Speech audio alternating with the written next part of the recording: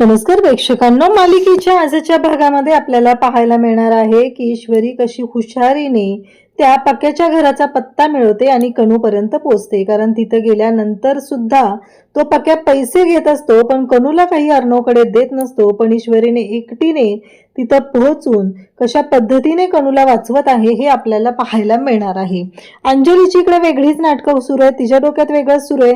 तिला फक्त एवढंच वाटतंय की माझी प्रॉपर्टी मला द्यायला पाहिजे होती. आता एवढं तिच्या बाळासाठी 1 कोटी रुपये अर्णवने एका 2 तासात जमा केलेले असतात आणि ते पैसे घेऊन तो बाळाला आणण्यासाठी तिकडे पोहोचलेला असतो. तरीही या बाईला अक्कल नाहीये. हिला मात्र हिच्या प्रॉपर्टीचं पडलेलं आहे. तिला जराही तिच्या भावावर विश्वास नाहीये किंवा भाऊजेचा तर प्रश्नच येत नाही. हे सगळं कशा पद्धतीने होणार आहे ते आपण आपल्या आजच्या या व्हिडिओमध्ये पाहणार आहोत. त्यासाठी व्हिडिओ शेवटपर्यंत पहा. त्याचबरोबर चॅनलवरती नवीन असाल तर चॅनलला नक्की सबस्क्राईब करा. इकडे आपल्याला पाहायला मिळतं की ईश्वरी अर्णवला म्हणत असते की अर्णव सर, एकदा माझं म्हणणं ऐकून घ्या. मला काय म्हणायचंय ते तुम्ही एकदा शांतपणे ऐकून घ्या. अर्णव म्हणत असतो, मिसिंदर काय चाललंय तुझं हे सगळं? तेव्हा ईश्वरी म्हणत असते की अर्णव सर, एकदा ऐकून घ्या, मी काय म्हणते ते तुमच्या लक्षात येईल मला काय म्हणायचंय ते. अर्णव म्हणतो, काय ऐकून घ्यायचंय आता? ईश्वरी म्हणते की हे बघा, आता तुम्ही पैसे घेऊन जाता हे सगळं मला मान्य आहे, पण त्याहीपेक्षा काही गोष्टी महत्त्वाच्या आहेत. त्या म्हणजे आत्ता कनू आपल्याला मिळणं गरजेचं आहे, पण कनूचं अपहरण करण्याचा पत्ता कुणी मिळवला, कुणी हे सगळं केलेलं आहे आणि त्याचबरोबर हे सगळं जे काय आहे ते कोणी केले हे कळायला नको का? गेली कित्येक दिवस झालं आपल्या घरामध्ये खूप वाईट गोष्टी घडत आहेत. ईश्वरी इकडे अर्णवला सांगत असते, त्याला समजवण्याचा प्रयत्न करत असते, पण अर्णवला याच गोष्टीची भीती वाटत असते. तुम्ही जर पोलिसात गेला तर बाळ संपणार अशी भीती घातलेली असते. आता कनूच्या जीवापुढे कोणत्याही गोष्टी महत्त्वाच्या नाहीत असं अर्णव ईश्वरीला सांगतो. ईश्वरीला म्हणतो की मिसिंदर ऐकून घे, अजिबात कोणताही गोंधळ घालू नकोस, तू अजिबात काही करू नको. तुझ्या लक्षात येते का कनूचा जीव महत्त्वाचा आहे आपल्यासाठी? ईश्वरी म्हणते, अहो अर्णव सर ऐकून घ्या एकदा मी काय सांगते. अहो ती सगळी टोळी एकत्रच आहे. तुम्हाला असं नाही का वाटत? कारण त्या माणसांना काहीच माहिती नव्हतं. मी काय रोज जाणारी होती का त्यांनी माझ्यावर लक्ष ठेवून आपल्या कनूला किडनॅप करायला? अहो आपल्याच घरातलं कोणीतरी आहे. पण अर्णवला ऐकूनच घ्यायचं नाहीये. तेवढ्यातच शिर्केंचा फोन आलेला असतो. शिर्के म्हणतात की सर कॅश रेडी केलेली आहे. तेव्हा अर्णव म्हणतो की या तुम्ही, मी आलोच. आता अर्णव ते कॅश घेण्यासाठी जात असतो.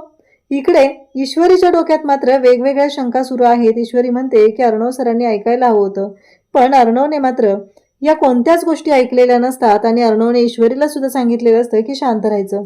पण शांत राहील ती ईश्वरी कोणती? कारण ज्या गोष्टी सगळ्या घडतायत त्या घरातूनच घडतायत. याबद्दल ईश्वरीच्या मनात हा सगळा गोंधळ सुरू असतो. ईश्वरी म्हणते की नाही, मला शांतपणे विचार केला पाहिजे. मग घडलेला जो सीन आहे तो सगळा सीन ईश्वरी आठवायला सुरुवात करते. नक्की काय झालं, कशा पद्धतीनं गोष्टी घडत गेल्या, या सगळ्या गोष्टीची मांडणी तिच्या डोक्यात सुरू झालेली असते आणि ती म्हणत असते की नाही, काहीही झालं तरीही आत्ता सध्या माझ्यासाठी काय महत्त्वाचं आहे या गोष्टींचा विचार केला पाहिजे. एवढाच विचार ईश्वरी करत असते आणि ईश्वरी त्या पद्धतीने विचार करून आपल्या कनूला सोडवण्यासाठी जे काय करता येईल त्या सगळ्या गोष्टींची तयारी ईश्वरीने सुरू केलेली असते. ईश्वरी म्हणत असते की मी गार्डनमध्ये गेले. मी गार्डनमध्ये गेल्यावर तिथे एक बाई आली. ती कनूच्या जवळ आली, कनूला हात लावायचा प्रयत्न करत होती. पण त्यानंतर काय झालं तर एक फुगेवाला आला. मी त्याच्याकडनं फुगे घेतले. त्यानंतर त्याचे पैसे मी देत होते. तेवढ्यातच तिथे अशी गोष्ट घडली की ती म्हणजेच की तिथं एक चोर आला आणि त्या चोराने एका त्या बाईची चेन नेली आणि मग फुगेवाला तिथं आला आणि त्या चोराला पकडलं आणि म्हणाला की मी याला पोलिसांच्या ताब्यात देतो. पण घडलं मात्र वेगळंच. जरी फुगेवाल्याने त्याने मला तसं सांगितलेलं असलं तरीही फुगेवाल्याने काही त्याला पोलिसांच्या ताब्यात द्यायला नेलं नाही.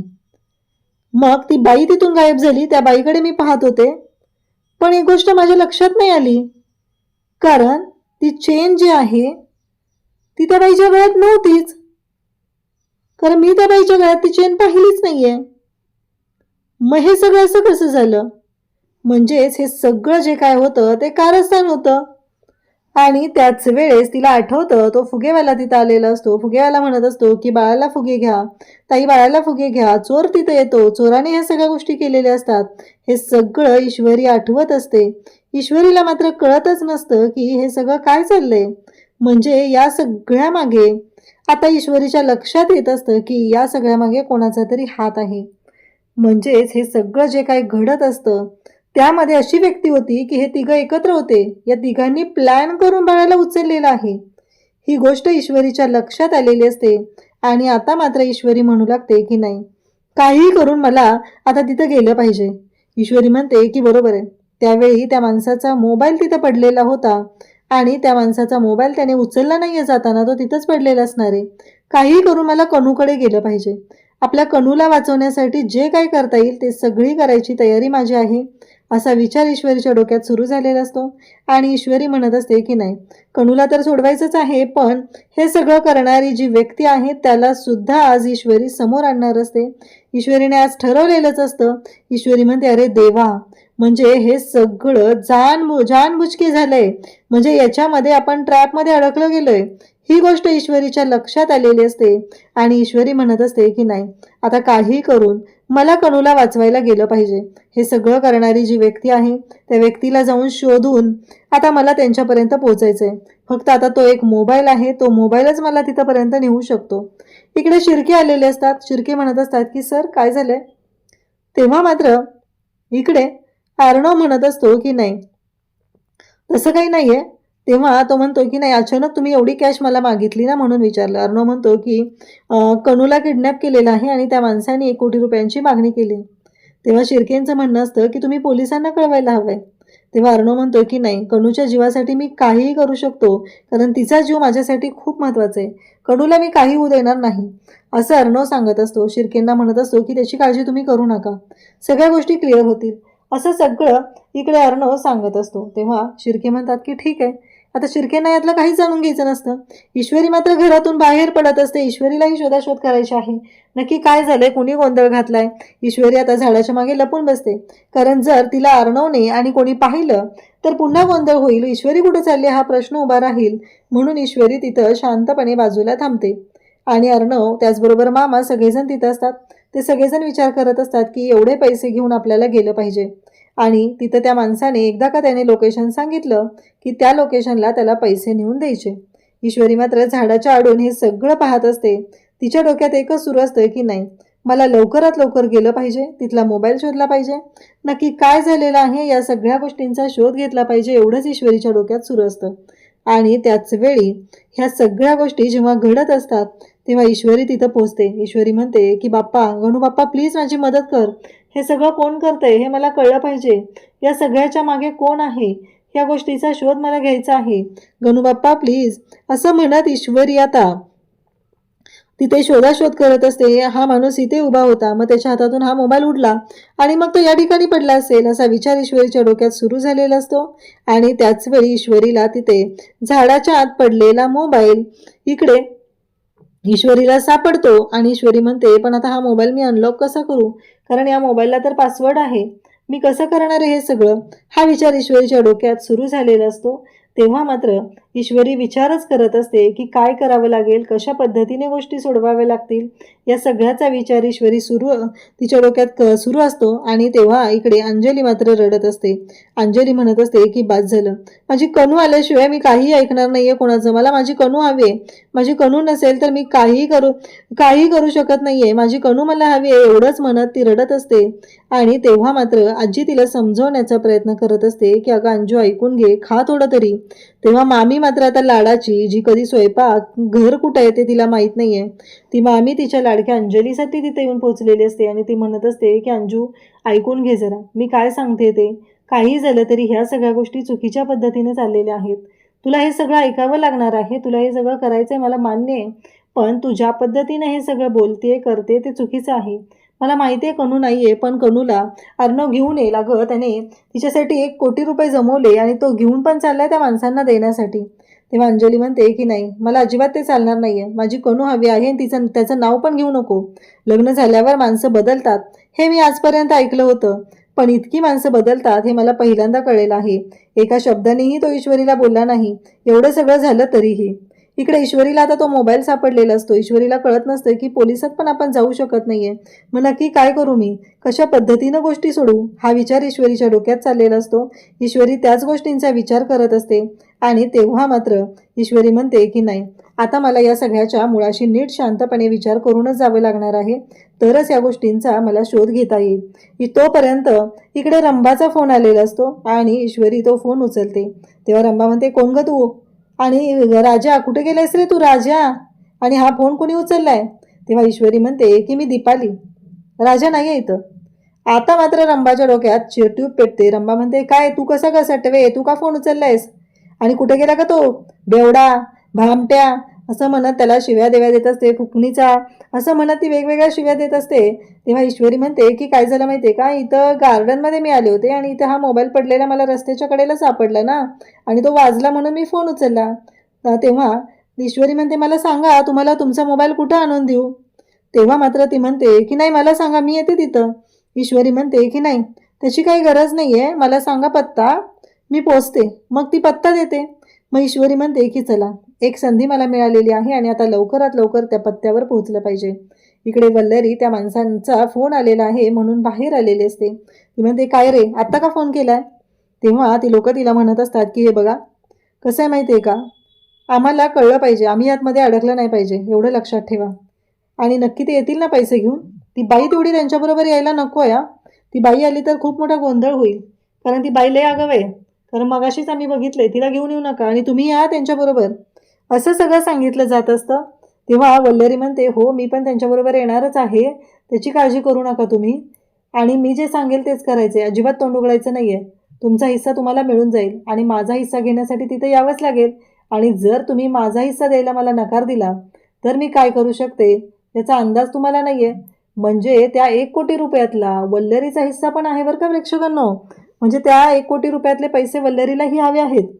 इकडे पक्या, त्याचबरोबर राजा, म्हणजे पक्या हा राजाचा मामे भाऊ आहे, तर ती दुसरी जी आहे ती पक्याची राजाची मावशी आहे. हे सगळेजण तिघं एकत्र असतात आणि ईश्वरी मात्र विचार करत असते की काय करू. ईश्वरीला प्रश्न पडलेला असतो. आता मोबाईल तर सापडलाय आणि त्या बाईकडे जायचं आहे, ती कुठल्या चाळीत वस्तीत राहते तिथं जायचं आहे. इकडे हे सगळेजण बसलेले असतात आणि वल्लरीने सांगितलेलं असतं त्या बाळाला काही होऊ द्यायचं नाहीये. जर त्या बाळाला काय झालं तर तो अर्णव राजे शिर्के 1 रुपया पण देणार नाही आणि आपली वाट लागेल, आणि तुमच्यामुळे मी जर अडकले तर मी तुमचीही वाट लावेल, एवढं लक्षात ठेवायचं आहे. इकडे ईश्वरी आता पक्याचं आणि राजाचं घर शोधत आलेली असते. ती विचारत असते ते कुठं राहतात, आणि ईश्वरीने आता साडी चेंज करून ड्रेस घालून आलेली असते, कारण तिथं कोणाला संशयाला नको. दागिने सुद्धा काढलेले असतात, कारण आपण एका साध्या घरात जातोय, तिथं गेल्यानंतर आपली खरी ओळख नको द्यायला, एवढंच ईश्वरीच्या डोक्यात असतं आणि म्हणूनच ईश्वरी तिथं आलेली आहे. आता त्या माणसाने ईश्वरीला पत्ता सांगितलेला असतो आणि ईश्वरी आता त्या पत्त्यावर जात आहे. इकडे रंभा मात्र भयानक चिडलेली असते. लेकरांनी तिचा जीव आरी आणलेला असतो आणि लेकरं मात्र तिला त्रास देत असतात. तेव्हा ती म्हणत असते, बाद झाले रे तुमचं. आणि त्याचबरोबर ह्या सगळ्या गोष्टी चालू झालेल्या असतात. आणि मग मात्र इकडे ईश्वरी तिथे येते आणि म्हणते, आत येऊ का? तेव्हा ती म्हणते की हां या. तर ती सांगते की मी दीपाली, आणि तिथं मगाशी फोन केलेला बघा तुम्हाला, तीच. आणि हे घ्या, लेकरांसाठी गुलाबजामुन आणलेत, असं म्हणत ती रंभाला गुलाबजामुन देते. रंभा म्हणते की गुलाबजामुन. मग मात्र ईश्वरी त्यांच्याकडे पाहत असते. तेव्हा रंभा म्हणते की हो, खरंच म्हणजे तुमचे खूप उपकार झाले हो, मी एवढ्या कष्टाने मोबाईल घेतला होता आणि माझ्या नवऱ्याला दिला होता आणि त्याने असा पाडलेला आहे, असं म्हणत ते बोलायला सुरुवात करतात. ईश्वरी सांगत असते की नाही, तिथंच झालं होतं. ईश्वरी म्हणते की मला एक कळत नाही आहे की हे फोटोतले. तेव्हा ती सांगते की तो माझा नवरा राजा, हा त्याचा मामे भाऊ आणि ही त्याची मावशी, मामे भाऊ पक्या. ईश्वरी म्हणते, पण असं काय झालं हो? ती म्हणते, ती नेवांगा माणसं आहे, ती अजिबात चांगली माणसं नाहीत. ईश्वरीने त्या बाईला सांगितलेलं सुद्धा असतं की मी आल्यानंतर मला कब्बर चहा द्या, मी तुमचा मोबाईल तुम्हाला आणून देते. इव्हन ईश्वरीने गुलाबजामुन सुद्धा आणलेले असतात. हे हुशारी केलेली असते. ती बाई ईश्वरीला चहा देते, ईश्वरी चहा घेत असते आणि मग तिच्याकडून माहिती काढून घेते. तेव्हा ती सांगत असते, लय वंगाळ कामं करतात, माझा नवरा सुद्धा त्यांच्या नादी लागलेला आहे आणि वंगाळ कामं करतोय. तेव्हा ईश्वरी म्हणते, कुठं राहतात हे सगळे? ती म्हणते, तिथून पांढरपरी आहे ना, त्याच्या मागच्या गल्लीत शेवटच्या घरात राहतात. ईश्वरी म्हणते, होय का? ती म्हणते, जाऊ नकोस बाई तिकडं, लय वंगाळ माणसं आहेत ती, आणि ती गल्ली बी चांगली नाही. ईश्वरी म्हणते, नाही नाही, मी कशाला जाईल तिकडं, ईश्वरी शांतपणे इकडे रंभाला सांगत असते. तेव्हा मात्र रंभा म्हणत असते, नाही तेच सांगितलं मी, ती माणसं लय वंगाळ आहेत, तिकडे जाऊ बिऊ नकोस. आता ईश्वरी रंभाशी बोलत असते. रंभाला ती सगळ्या गोष्टी सांगत असते, तिच्याशी बोलत असते, तिच्याबरोबर डिस्कस करत असते. आणि मग मात्र रंभा म्हणते, काळजी करू नकोस. ईश्वरी म्हणते, बरं मी निघते आता. ईश्वरीने पत्ता तर काढून घेतलेला असतो. म्हणजेच ऑब्वियसली इकडे ह्या सगळ्या गोष्टी आता समोर आलेल्या असतात. ईश्वरीला कळलेलं असतं की कुठं काय झालेलं आहे आणि आपल्याला कुठं गेलं पाहिजे. त्यानंतर इकडे राकेश आता वेगळाच ह्याच्यात असतो. राकेश म्हणत असतो, अर्णव साहेब तुम्ही किती करताय ना, म्हणजे एवढं बाळाच्या बाबतीत कळलं तर तुम्ही लगेच एवढे पैसे गोळा केलेले आहेत, हे सगळं राकेश बोलत असतो.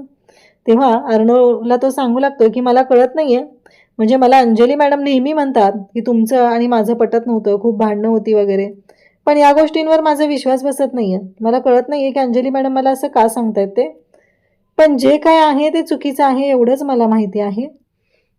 कारण आत्ता तुम्ही जे काय करताय त्याच्यावरून तर मला खात्री पटलेली आहे की तुम्ही चुकीचं नाही वागू शकत आहे. आणि असं म्हणत इकडे अर्णव त्याचबरोबर राकेश बोलत असतात. तेवढ्यातच अर्णवला फोन आलेला असतो आणि अर्णव तो फोन उचलतो. तर तो माणूस अर्णवला सांगू लागतो की हे बघा, मी सांगितलेल्या पत्त्यावर यायचं आणि मी सांगितलेल्या पत्त्यावर जर आला नाही तर पैसे तुमची मुलगी मिळणार नाही. काही झालं तरीही तिथे एक लाल कलरचं डस्टबिन आहे, त्याच्यामध्ये पैशाची बॅग ठेवायची आणि मागं न फिरता निघायचं. अर्णव म्हणतो, बाद झालं, या पद्धतीने मी ऐकून घेणार नाहीये. या हाताने बॅग घ्यायची आणि त्या हाताने माझी भाची द्यायची, तरच हे सगळं होईल, नाहीतर हे डील होणार नाही. तेव्हा मात्र तो माणूस म्हणतो की ठीक आहे, मी पत्ता देतो, त्या पत्त्यावर या. आता हे सगळं सांगितलं जात असतं. मामा अर्णव सगळेजण आता निघालेले असतात. अर्णवने खूप मोठी चूक केलेली असते. ईश्वरी त्याला समजवत असते, पण सध्या अर्णवला माहिती आहे की ईश्वरीवर एवढे प्रेम लागतायत तर ईश्वरी याच्यामध्ये अडकायला नकोय, एवढंच अर्णवच्या डोक्यात सुरू असतं. त्यानंतर इकडे अर्णव आणि ईश्वरी आता दोघंही बाहेर पडलेत. ईश्वरीने सुद्धा पक्याची खोली शोधून काढली. अर्णव तिथे येतो आणि तिथं आल्यानंतर पक्याला फोन करतो. पक्या सांगतो, वर बघा खिडकीत. आणि मग मामा आणि अर्णव निघालेले असतात. अर्णव म्हणत असतो की माझी भाजी मला हवी आहे आणि इकडे पक्या मात्र तो काही द्यायला तयार नसतो. त्याने पैशाची बॅग घेतलेली असते. तेव्हा अर्णव म्हणत असतो की माझी भाजी, जोपर्यंत माझी भाजी मला मिळत नाही तोपर्यंत मी शांत राहणार नाही. एवढंच अर्णवचं चाललेलं असतं. पक्याने बंदूक वाढलेली असते. इकडे वल्लरी सुद्धा सोबत आलेली असते. वल्लरी बाळ कुठं दिसते का बघत असते. पक्याने मात्र तोंडाला मास्क लावलाय आणि अर्णवला तो धमकावत आहे. इकडे ईश्वरी म्हणते की माझ्या कणूपर्यंत मला पोचलं पाहिजे, कणू काळजी करू नको, तुझी मामी येते ना तुझ्याकडे, असं ईश्वरी म्हणते. आणि एका खिडकीत चढून पाहते, कणूचा रडण्याचा आवाज आलेला असतो आणि बरोबर त्या बाईने कणूला उचलून घेतलेलं असतं आणि कणू मात्र ऐकत नसते. कणूला ती बाई म्हणत असते, अगं शांत हो गं बाई, रडू नकोस, किती गोंधळ घालणार आहेस रडून, असं म्हणत ती कणूला शांत करण्याचा प्रयत्न करत आहे. पण ईश्वरीने मात्र हुशारीने आता इकडे हा सगळा डाव वल्लरीचा उधळून लावलेला आहे. अशाच अपडेटसाठी चॅनलशी कनेक्ट राहा. थँक्यू.